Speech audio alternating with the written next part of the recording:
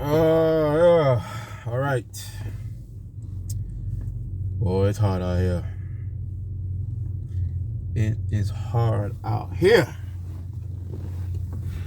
To be honest with you all, the past few weeks has been very, very challenging. But we're fighting. We're fighting. So as we fight and get things going and improve every day, we also pray, pray that things in Haiti will change. We pray. I was thinking, I said, it's time that all progressives should figure out a way. I'm trying to remove this cross, but this cross is always going to be right here. We're going to keep this cross here since, all progressive Haitians need to figure out, what are we doing with the country? All progressive Haitians need to sit down. Yeah, I think I just came up with the title, but sometimes I gotta figure out what's the title gonna be. All progressive Haitians need to sit down. Yep, need to sit down. Now, when I say sit down, not, I'm just metaphorically speaking, not actually we all sit down. I mean, out of the, how many Haitians do we have right now? I mean, the numbers, I can't even keep up. 12 million, 13 million, well, 12 million on the island, 4 or 5 million outside.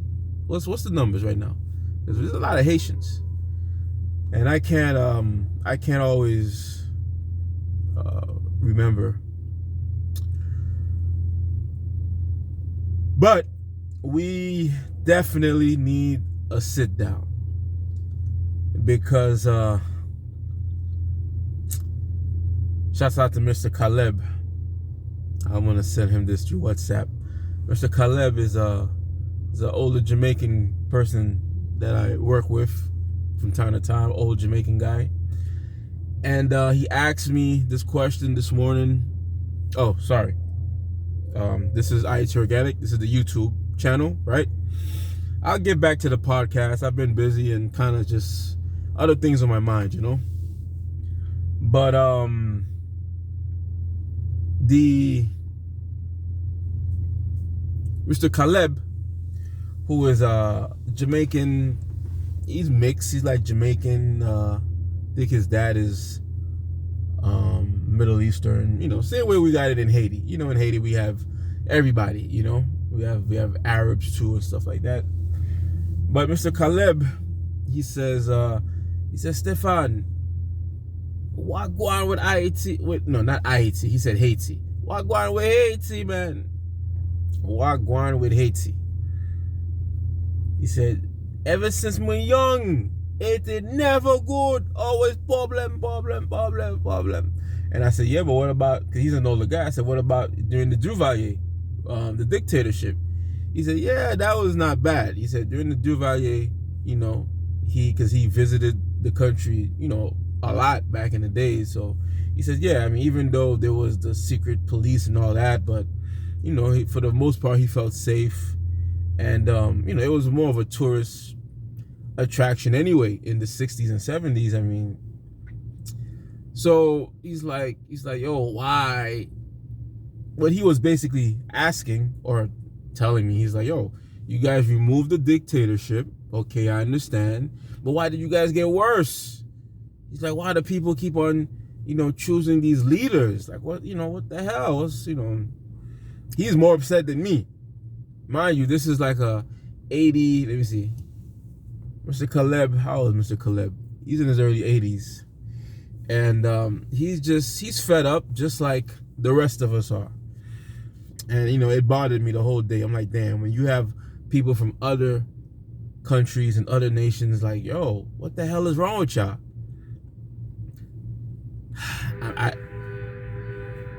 Sorry. You know, I'm in the parking lot, so. All right. Thanks for being respectful, guys. Anyway, all progressive Haitians need to have a sit down.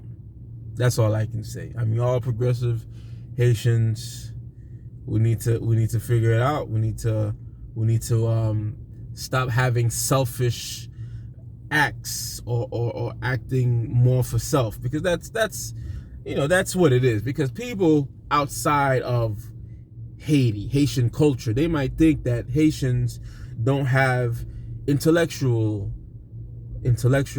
and intelligent people. I mean, we're packed. We're packed. We have doctors, lawyers, engineers, architects. Oh, was that Bad and Bougie? Oh, Bad and Bougie. Anyway, we got to figure it out. We got to figure it out, man. Yeah. There's I'll be posting this other video on my Instagram probably, but there's another gentleman. He doesn't want me to put his face, but he has no problem talking on the camera. But he's an old Makut, VSN, Tonton Makut. And he always tells me, he's like, because of he got really sick and ill, that's why he had to come back to the States. Okay? Because of the healthcare system in Haiti. He said if not that, he would have just stayed in Haiti. Now this is an older guy, okay? And he's always explaining to me about how things were in the past and how everything fell apart. And then he looks at me and he's like, what is your generation gonna do? And I say, Papi, back on it. My generation's still trying to figure it out. When I am looking on social media at the Haitian community, a lot of people are just, everyone's just taking care of their own thing. Everyone is just dealing with it, in their own way. I feel as if many of us were not able to leave Haiti, to go somewhere else, maybe we would have to be forced to come up with a change. A lot of the Haitian musicians and artists and actors and all these other people, they've all left. They've all left the country. I mean, everyone that could have left already. Only a few has stayed. But if we was forced to stay, maybe now we would be forced to change it. So I believe, all progressive, or all what was the title? I forgot. All progressive Haitians, or all Haitian progressives? No, all progressive Haitians need to sit down. We need to sit down and discuss and strategize and figure out, what are we gonna do for the future generation? What are we gonna do for the future generation? We can't all run and hide. I love what I'm looking at, a lot of posts on the Instagram, online, with people who has left the country, and they're living maybe in Miami, New York, Canada, Europe, me included, right? Me included, because sometimes I'm taking pictures and I'm in other areas, and that doesn't necessarily help the situation in the island. What I do behind the scenes is I do talk to a lot of younger people that's in Haiti that are involved in mysticism. And even though they are probably 100 times stronger than me in mystic, in voodoo, but they still talk to me in regards to other perspectives, you know? And they want to see progress. I want to see progress. And I know you want to see it also.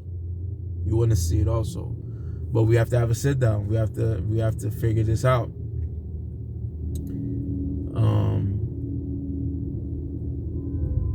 I'm going to be turning 40 next year. And for me, my generation, from the 80s, the 90s, and what they call the last of the the Mohegans, the 2000, Timon 2000, the kids from the year 2000, all we have known is an IHC that is unstable, that is not progressive, no progress. Everything is just always in chaos, even if things might seem to be in a calmness, and then chaos, burning tires. I mean, fuck. Do you know? I didn't think I cursed yet. I gotta lay it out. Fuck. Shit. Do you know how many cancerous diseases? I mean, when I was back on the island during Mateli's time, and then I was living there, Mateli, I was living there through the first 2 years of Jovenel.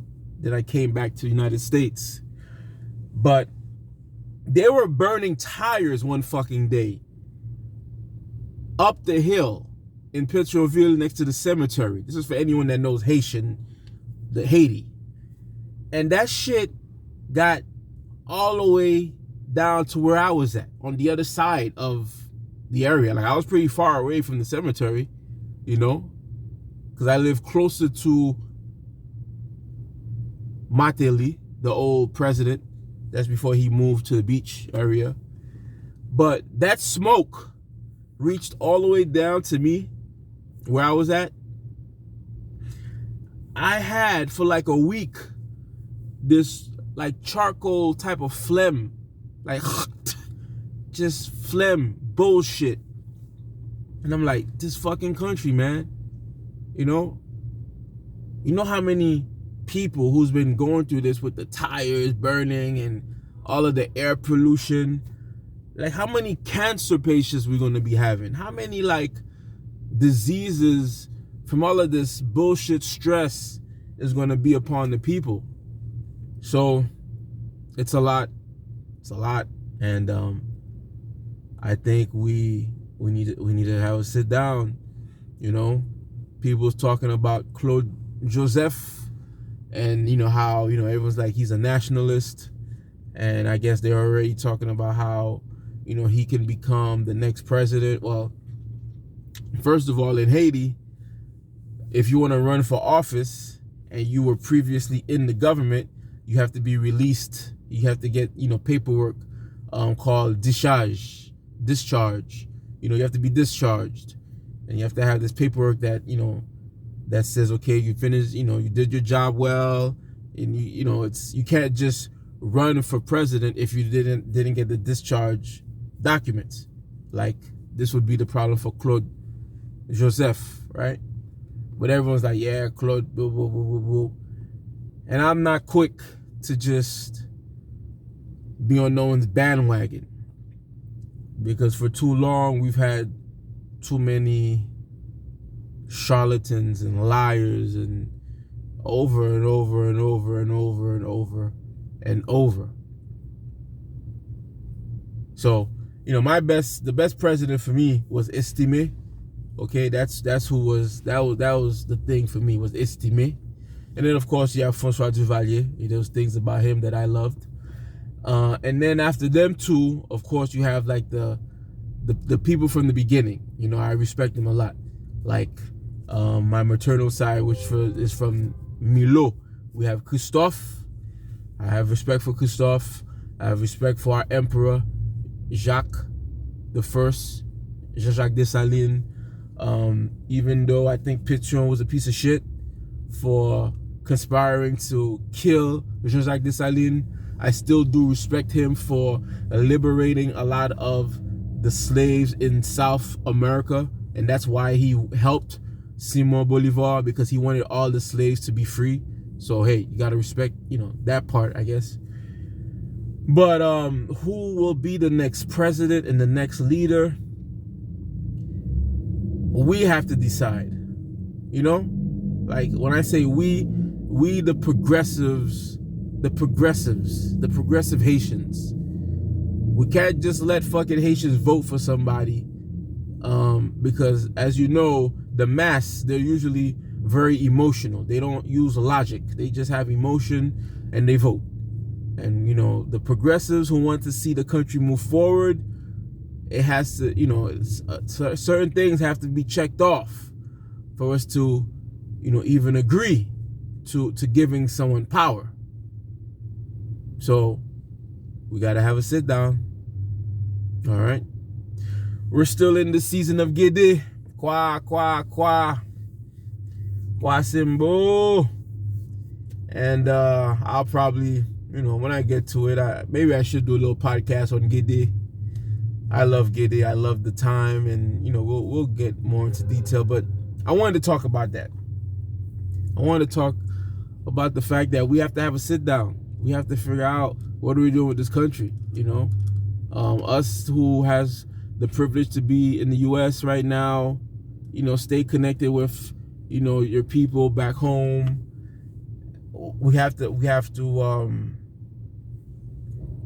brainstorm, we have to strategize, and we have to move forward. All right?